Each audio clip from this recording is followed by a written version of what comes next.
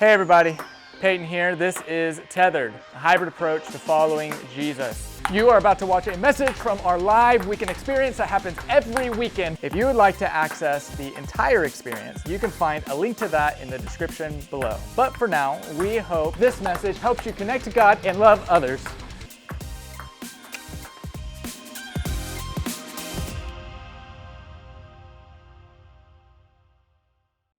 Welcome to week 2 of our current series, God Doesn't Exist, the reasons I don't believe. In the series, we're breaking down these false gods and the reasons we do not believe them.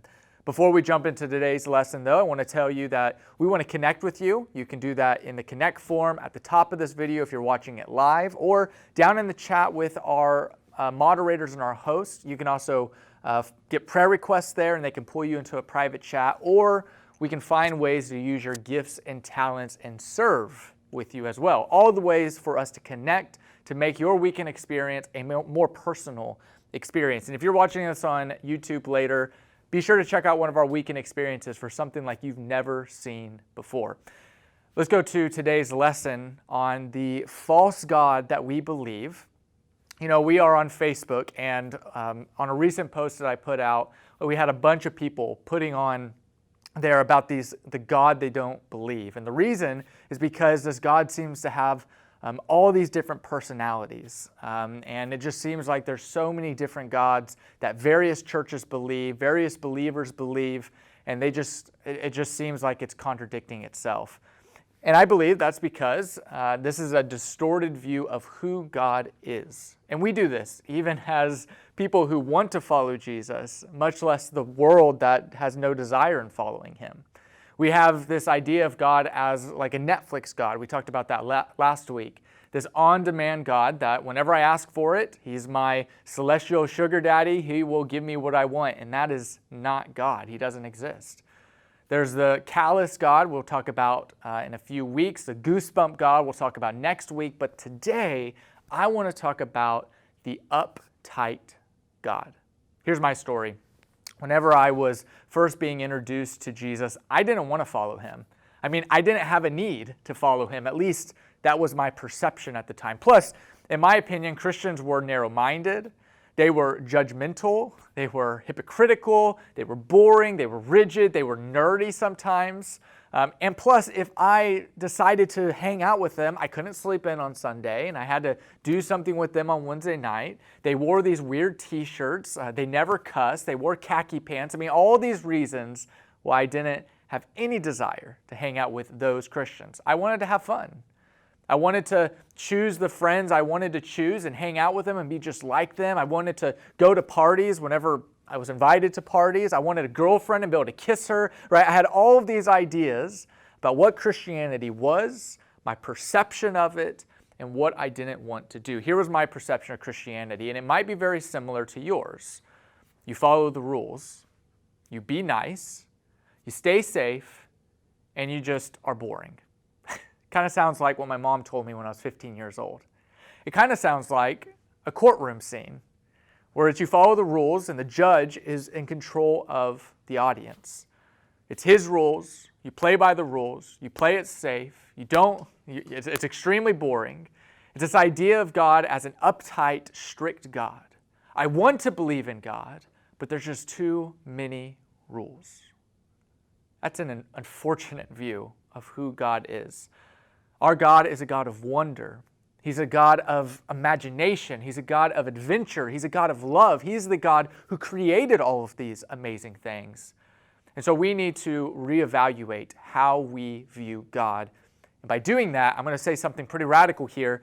By doing that, we have to drop religion because religion means nothing. You see, religion's primary purpose is to focus on external appearances, how good you are, how inspiring you are, how faithful you are, how righteous you are, how correct you are, how worthy you are, how giving you are, etc., etc. It's all about what you produce and what you do. And Jesus had some pretty harsh words to say against these religious leaders, these Pharisees who believe this. He says, "Woe to you, teachers of the law and Pharisees, you hypocrites! You clean the outside of the cup and the dish, but inside You are full of greed and selfish indulgence. Blind Pharisees. First, clean the inside of the cup and dish, and the outside also will become clean. There is a gap between us and God. And religion has attempted to close that gap, but they have done it by human efforts. Like the Pharisees in Jesus' time, they would do these long prayers, this showy atmosphere and persona. They would rip off their windows so people walking by could hear how smart and intellectual they were. They told people, don't work on the Sabbath, don't eat the wrong food, don't hang out with sinners. Why? Because sinners are like dirt, and if you're clean and you hang out with a sinner, it's like going into a filthy room. It's not going to become clean, you will become dirty. Religion is all about the do's and don'ts, the rules, the regulations. But look what Jesus says. He says, don't follow the example of the Pharisees, for they don't practice what they teach. They crush people with unbearable religious demands and never lift a finger to ease the burden.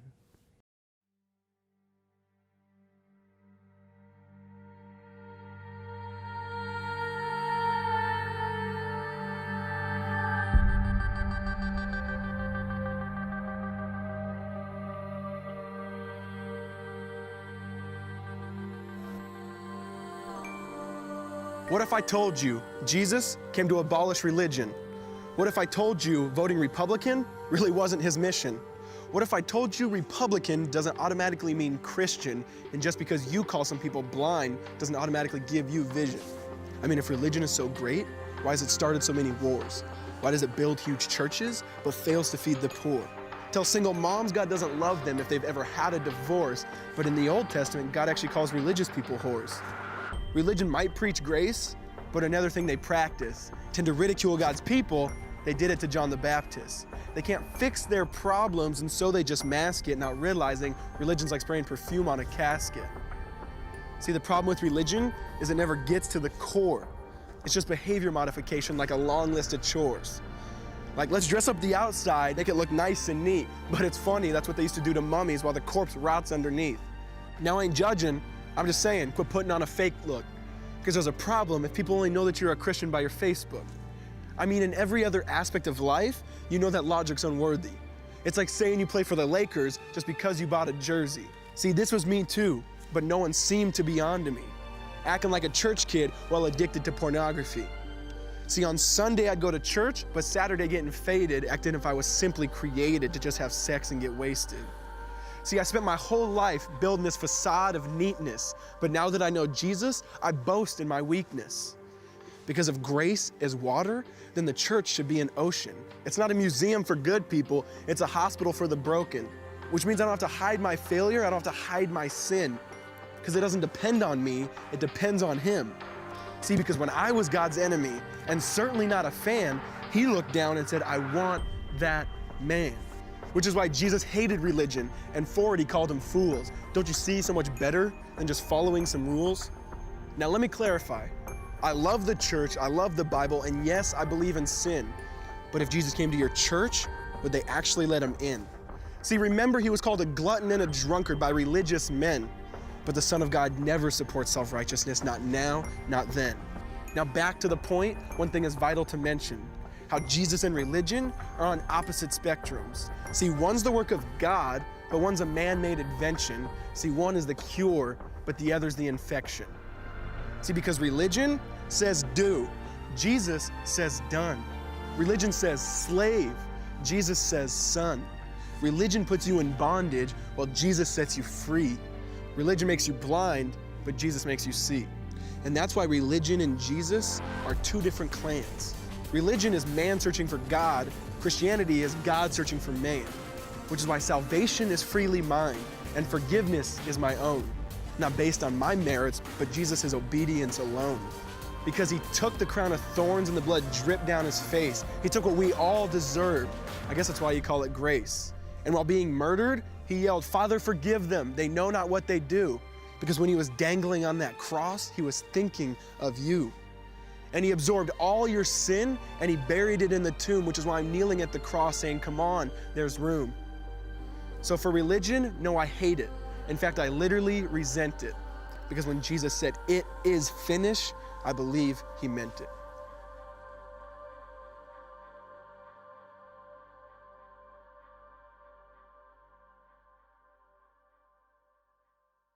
As that video pointed out, religion means nothing, but Jesus means everything. Therefore, no one will be declared righteous in God's sight by the works of the law, by what they do. Rather, through the law, we become conscious of our sin. But now, apart from the law, the righteousness of God has been made known, to which the law and the prophets testify. This righteousness is given through faith in Jesus Christ to all who believe. Here's what Paul means from those verses. Obeying the law doesn't earn you God's acceptance.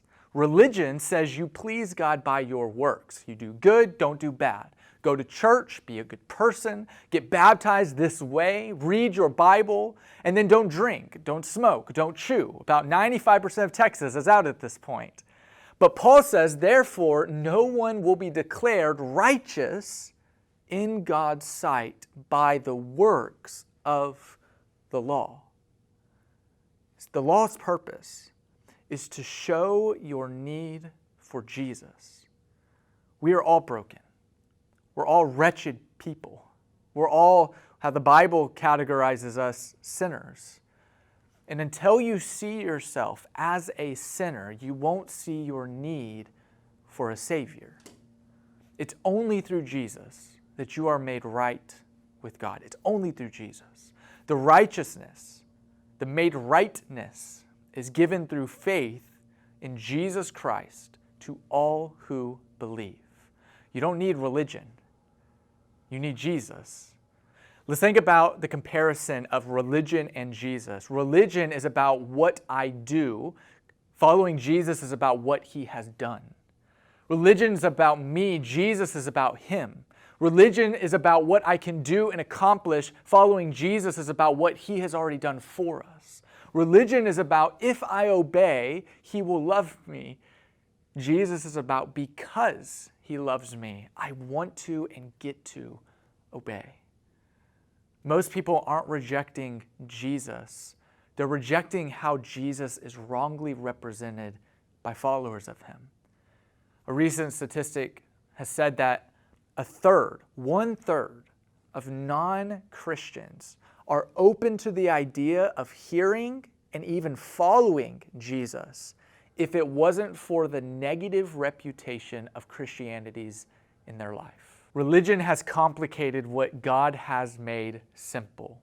So let's simplify it. Here's the good news. We are sinners. We're broken. Look into your own heart, turn on the news, you'll witness that.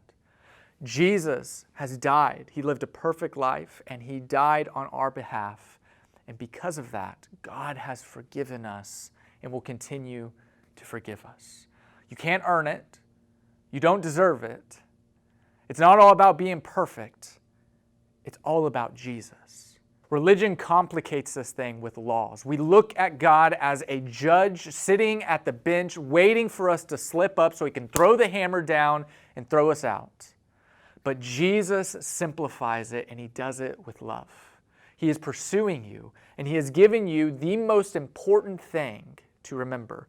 It's not about memorizing the whole Bible so you're ready to spout it out when someone asks. It's not about obeying every single law to the exact T and never slipping up. It is instead this. Here's the most important thing. He says, love God with all of your heart, with all of your soul, with all of your mind, and with all of your strength. And love your neighbor as yourself. This isn't a God of laws and rules. This is a God of love. Hey, thanks for watching. If you want to see more messages just like this one, you can click one of those boxes that's on the screen right now.